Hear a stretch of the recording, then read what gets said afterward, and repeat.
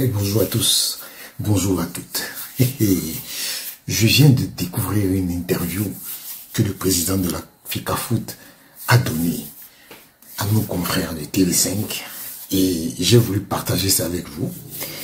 Et la première question de nos confrères de Télé5 était de savoir quelle est la réaction du président de la FICAFOOT à son élection comme nouveau membre du comité exécutif de la CAF. C'est un rêve de gamin. J'avais toujours voulu servir le football. Je l'ai fait en tant que joueur dans les stades. Et puis je suis entré dans l'administration du football. Et je pense que pour tout dirigeant,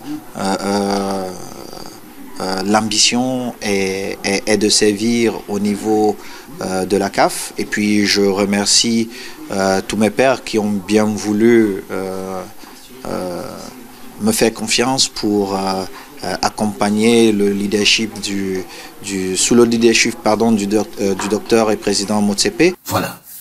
Et après, on lui a posé des questions, la question de savoir quelles sont les convictions du président de la Fédération camerounaise de football. Je savoure beaucoup plus mes victoires parce que elles sont acquises sur un grand prix. Et généralement, quand j'ai une idée que je trouve bonne pour la majorité, parce que vous ne pouvez pas contenter 100% de personnes, mais il faut aller à 80-90%. Ça veut dire que vous êtes dans le bon chemin. Je fonce. Je fonce après avoir écouté mes conseillers, après avoir pris les conseils des uns et des autres, et puis je prends ma décision. Et je vais jusqu'au bout de ce en quoi je crois. Pour certains, ils se disent forcément que bon, c'est quelqu'un qui est combattu, mais vous êtes combattu en Afrique généralement quand vous apportez des nouvelles idées. Il n'y a rien d'autre. Je ne pense pas que ce soit quelque chose de personnel. Je pense juste qu'il y a une rupture que j'ai proposée à l'Assemblée générale de la Fédération le 11 décembre 2021. Les membres de cette Assemblée m'ont fait confiance et c'est sur la base de ce que j'ai proposé que je suis en train de travailler. Rien d'autre. Je ne fais pas plus, je ne fais pas moins. Donc, très souvent, quand les gens portent leur critique, je dis, mais le 11 décembre 2021, quand on regardait, je dirais 99% des Camerounais jubilaient sur cette victoire-là. Et aujourd'hui, les mêmes 99% de personnes jubilent. Mais vous n'allez pas interdire à ceux qui sont réfractaires au changement de faire du bruit. Et ils font du bruit. Et bon, est-ce qu'ils ont raison parce qu'ils font du bruit? Je dis non, parce que je vous prends juste un exemple. Ce qui nous réunit autour du football, ce sont les footballeurs. Donc, au comité exécutif, nous prenons la décision de remettre les footballeurs au centre de tout, juste en demandant au président des clubs de payer leur salaire. Et certains vous disent que non, ils ne le font pas parce qu'ils ont pris l'habitude de ne pas le faire. Et ils crient partout que vous avez les sous. Mais nous, quand nous recevons l'argent de la FIFA ou de la CAF, nous avons, je crois, tous les 3 ou 4 mois, des auditeurs qui passent, qui contrôlent. Alors, si nous devons sortir l'argent qui appartient aux footballeurs, il faut bien qu'on justifie cet argent. Et la seule chose que nous demandons aux uns aux autres, c'est de prouver qu'ils ont payé les salaires. Mais c'est pas sorcier. C'est quelque chose, pour ma part, de très simple. Parce que nous sommes passés, je crois, de 10 ou 12 millions qu'ils avaient à l'époque, et quand on payait encore à 48 millions de francs CFA. Et c'est beaucoup d'argent pour la Fédération camerounaise de football, pour les équipes de l'élite One. Donc, je reste dans le projet que j'ai proposé et je ne bouge pas parce que je sais que les résultats sont très proches.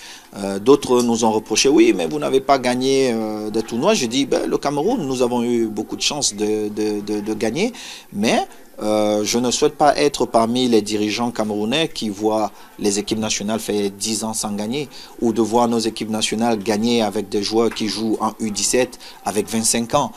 Non, généralement, je suis quelqu'un de très fier parce que j'aime énormément mon pays, le Cameroun.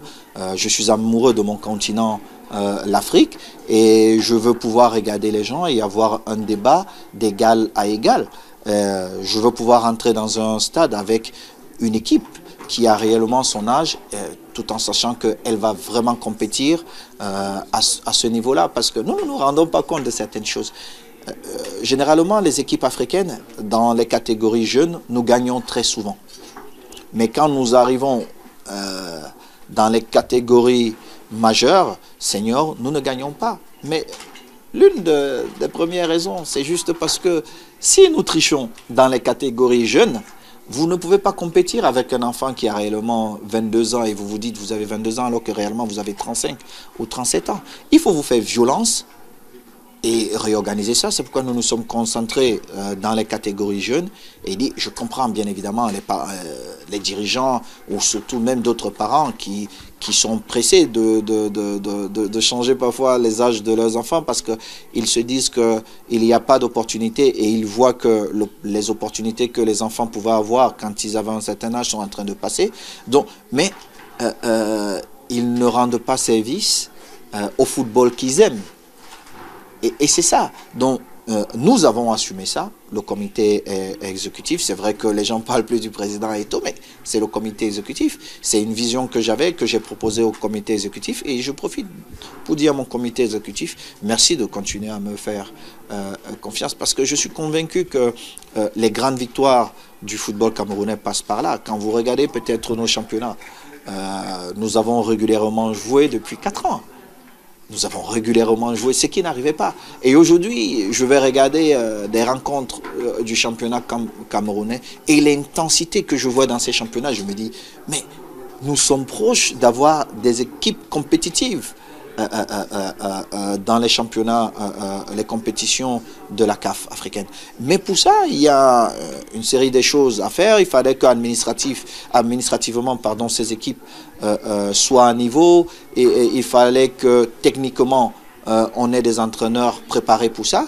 Et maintenant, au niveau de la fédération, il faut qu'on sache que les clubs ne sont pas riches comparativement aux clubs comme Al Ahly ou Zamalek ou d'autres équipes du Maroc.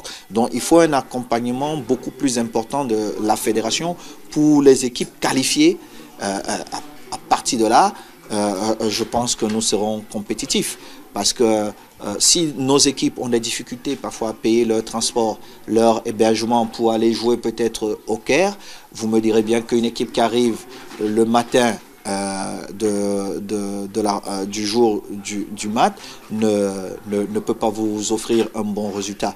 Mais vu tous les efforts que nous sommes en train de faire, les sacrifices que nous faisons pour avoir un championnat digne de ce nom au Cameroun, il est important que la fédération, après tout ce que nous aurons à faire, trouve encore plus d'argent pour accompagner ces équipes qui représenteront valablement le football camerounais. Enfin, un ancien international au COMEX de la CAF, qu'est-ce qui peut changer? Oh, changer les choses, j'espère. Mais comme je vous l'ai dit un peu plus tôt, je ne suis pas élu comme président de la CAF, mais comme membre du comité exécutif, dirigé et géré par le président Motsepe. Ce qui est certain, c'est que à travers sa vision, je serai toujours partant pour apporter plusieurs solutions, pour qu'ils prennent, pour ma part, les meilleures décisions pour les victoires de notre continent. C'est la contribution que j'apporte dans ce commerce.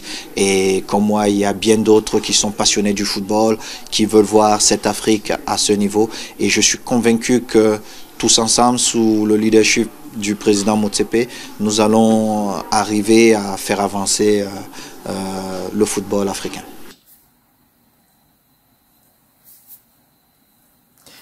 Voilà. Vous avez vu que le président de la Fédération camerounaise de football, c'est un homme de conviction. Il a donné son programme, il a dit pourquoi il est arrivé dans le football camerounais. Maintenant, ceux qui veulent profiter de son succès et de son arrivée à la fédération, c'est bien pour eux. Ceux qui ne veulent pas profiter, on ne va pas empêcher les gens de ne pas vouloir profiter des avantages. Parce que quand le président dit que quand il était avant, on ne payait pas les sommes d'aujourd'hui en Élite One et qu'aujourd'hui on paye 48 millions, les gens doivent comprendre que le président de la Fédération camerounaise de football sait où il va. Il est convaincu de ce qu'il a, de ce qu'il peut apporter. Voilà. En tout cas, je voulais juste partager cette interview avec vous pour vous rappeler un peu ce qu'est l'homme, ce qu'est le nouveau membre du comité exécutif et vous un peu donner les bribes de ce qui va arriver. En tout cas, merci monsieur Samuel Eto'o. Ciao.